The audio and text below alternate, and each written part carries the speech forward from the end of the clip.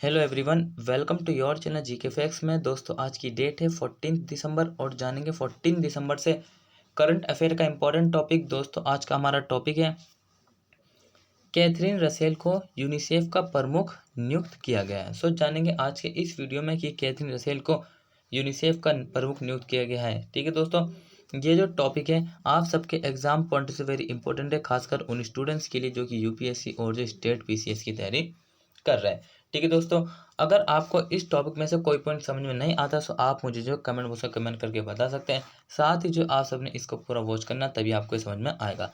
और इसका जो पीडीएफ का लिंक है वो मैंने आपको डिस्क्रिप्शन बॉक्स में दे दिया है, वहाँ से आप लोग डाउनलोड कर सकते हैं।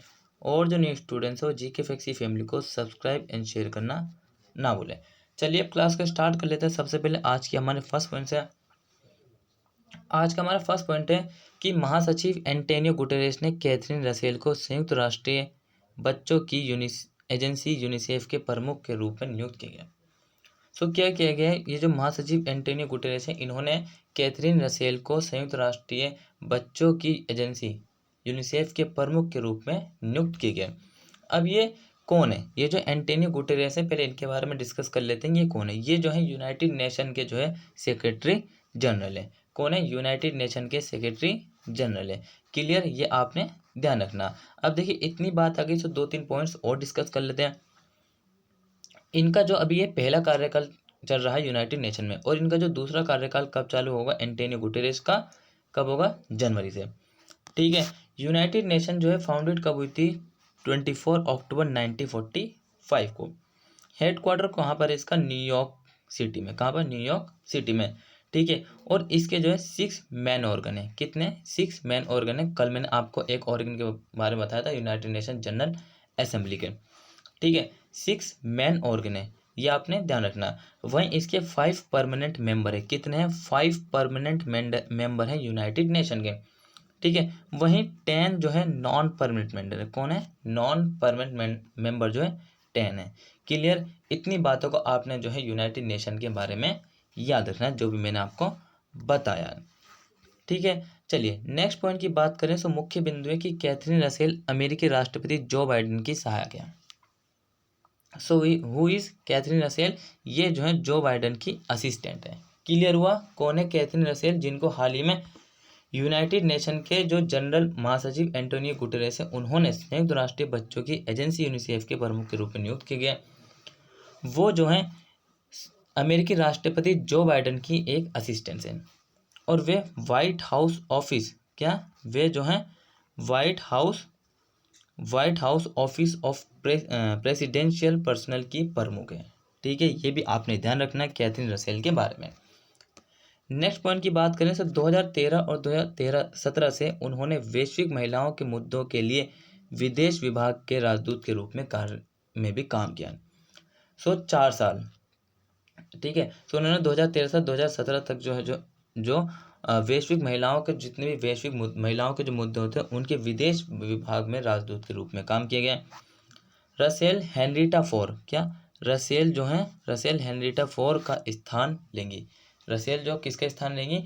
हेनरीटा फोर का स्थान लेंगी। ठीक है, कैथरीन रसेल हेनरीटा फोर का स्थान लेंगी, ये याद रखना, जिन्होंने जुलाई 2021 में पारिवारिक स्वास्थ्य समस्या के कारण इस्तीफा दे दिया था। क्वेश्चन यहां से भी बनेगा, ठीक है, कि कैथरीन रसेल ने किसका स्थान लिया है? सो हेनरीटा फोर का। ठीक है, क्लियर। नेक्स्ट पॉइंट की बात करें तो यूनिसेफ। सो यूनिसेफ के बारे में बात करें तो यूनिसेफ जो है संयुक्त राष्ट्रीय बाल कोष के रूप में भी जाना जाता है। ठीक है, और ये संयुक्त राष्ट्रीय एजेंसी है जो दुनिया भर में बच्चों को मानवीय और विकासात्मक सहायता प्रदान करने के लिए जिम्मेदार है। क्या जिम्मेदार है? यूनिसेफ का काम क्या है? देखिए, ये एक संयुक्त राष्ट्रीय एजेंसी है और जो दुनिया भर में बच्चों को मानवीय और विकासात्मक उनका डेवलपमेंट और के साथ ही उनका जो है हेल्प सहायता प्रदान करने के लिए जिम्मेदार रिस्पॉन्सिबल है यूनिसेफ। ठीक है। नेक्स्ट पॉइंट की बात करें तो देखिए नेक्स्ट है कि ये दुनिया के सबसे व्यापक सामाजिक कल्याण संगठनों में से एक है। ये 192 देशों और क्षेत्रों में मौजूद है। दुनिया के सबसे व्यापक सामाजिक कल्याण संगठनों में से एक और 192 देशों और क्षेत्रों में मौजूद है। ठीक है। यूनिसेफ की गतिविधियां क्या है? Activity of UNICEF. यूनिसेफ की मुख्य गतिविधियों में शामिल हैं, देख लीजिए। नंबर फर्स्ट है टीकाकरण और रोगों की रोकथाम, क्या, vaccination and disease prevention. Next है HIV वाले बच्चों और मतदाताओं के लिए उपचार का प्रबंध करना है, administering treatment for children and mothers with HIV। ठीक है। नेक्स्ट की बात करें तो बचपन और मातृ पोषण को बढ़ावा देना, बचपन और मातृ पोषण को बढ़ावा देना, promoting early childhood and maternal nutrition. स्वच्छता में सुधार, देखिए स्वच्छता में सुधार, शिक्षा को बढ़ावा। देखिए अगर किसी देश की डेवलपमेंट माने तो किस तरीके से, मैं देखिए शिक्षा को बढ़ावा वहाँ पे हंस जाते, शिक्षा हो, बढ़ावा भी हो, लोग मतलब कि शिक्षा से अवेयरनेस भी हो, और स्वच्छता में भी उनके वहाँ पे सुधार हो। ठीक है। और आपदाओं के जवाब में आपातकालीन राहत प्रदान करना हो, आपदा जैसी आ जाए तभी आपातकालीन इमरजेंसी राहत प्रदान करना हो। ठीक है। इन कुछ बातें हैं, तो कुछ पॉइंट्स बनते हैं जिनके कारण हम कहते हैं कि किसी भी देश को डेवलपमेंट कैसा माना जाए। और सबसे बड़ा वित्तीय पोषक अमेरिका यूनिसेफ का सबसे बड़ा वित्तीय पोषक है। कौन है America? The US is the biggest funder of UNICEF. ठीक है दोस्तों, ये भी आपने याद रखना जो मैं आपको बता रहा हूँ। पृष्ठभूमि की बात करें तो इसकी स्थापना किसकी? यूनिसेफ की स्थापना 11 दिसंबर 1946 को हुई थी। और UN की स्थापना मैंने कब बताई? 24 अक्टूबर 1945। यूनिसेफ की स्थापना 11 दिसंबर 1946 को न्यूयॉर्क में हुई थी, और ये द्वितीय विश्व युद्ध से प्रभावित बच्चों और माताओं को तत्काल राहत प्रदान करने के लिए संयुक्त राष्ट्र राहत पुनर्वास प्रशासन द्वारा स्थापित किया गया था। जैसे कि आप सबने जिसने पढ़ा होगा 1939 से जो है 1945 तक जो है द्वितीय विश्व युद्ध का कार्यकाल माना जाता है। इसमें जो है भारी मात्रा में लोगों की मृत्यु हुई थी, जाने गई थी। ठीक है। इतिहास की ये सनसनाती हुई घटनाएं हैं कुछ, first world war and second world war. ठीक है।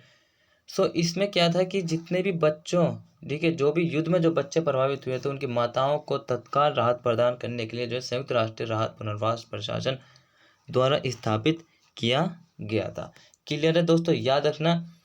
वहीं नेक्स्ट पॉइंट की बात करें तो देखिए नेक्स्ट पॉइंट है कि उसी वर्ष, कब, मतलब कि 1945 जब दूसरा वर्ल्ड वार था, उसी वर्ष यूनाइटेड नेशन जनरल असेंबली ने युद्ध के बाद के राहत कार्यों को संस्थागत बनाने के लिए यूनिसेफ की स्थापना की थी। यूनिसेफ की स्थापना कब हुई थी? 11 दिसंबर 1945, करेक्ट है। ठीक है, 1946 को। ठीक है।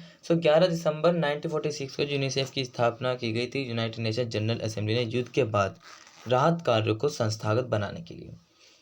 यूनिसेफ की शासी निकाय क्या है? यूनिसेफ का संचालन 36 सदस्यीय कार्यकारी बोर्ड द्वारा किया जाता है। ये बोर्ड नीतियों को स्थापित करता है, प्रशासनिक और वित्तीय योजनाओं की देखरेख करता है और कार्यक्रमों को मंजूरी देता है। क्या करता है यूनिसेफ? यूनिसेफ जो है ये संचालन 36 सदस्यीय कार्यकारी बोर्ड द्वारा किया जाता है। क्या कहता है? यूनिसेफ का जो है संचालन 36 सदस्यीय कार्यकारी बोर्ड द्वारा किया जाता है।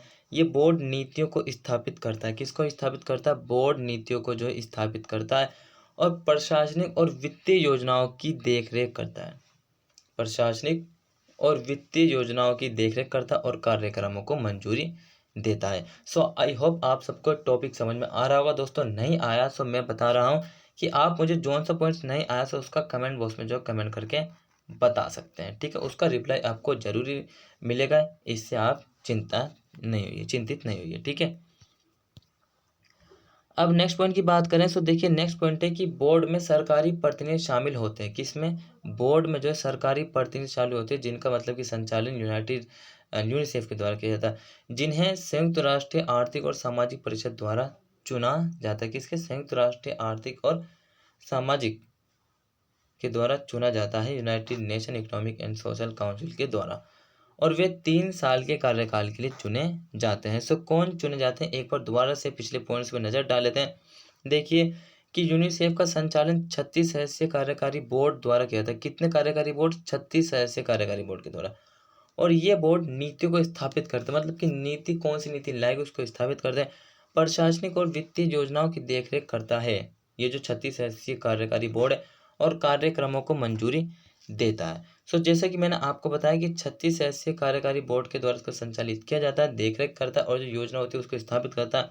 और ये बोर्ड जो है सरकारी प्रतिनिधि में शामिल होते हैं, जिन्हें संयुक्त राष्ट्र आर्थिक और सामाजिक परिषद द्वारा चुना जाता है। वे 3 साल के कार्यकाल के लिए चुने जाते हैं। सो आई होप आप सभी को आज का टॉपिक इंटरेस्टिंग लगा हो। दोस्तों अगर आपको लगा कि हाँ आज जो कुछ नया सीखा, सो चैनल को सब्सक्राइब एंड शेयर करना ना भूलें। ठीक है दोस्तों, इसी तरीके से मिलते रहेंगे हम डेली आप सभी से। ठीक है, till then take care, all the best, have a nice day, thank you for watching this video all of you, जय हिंद।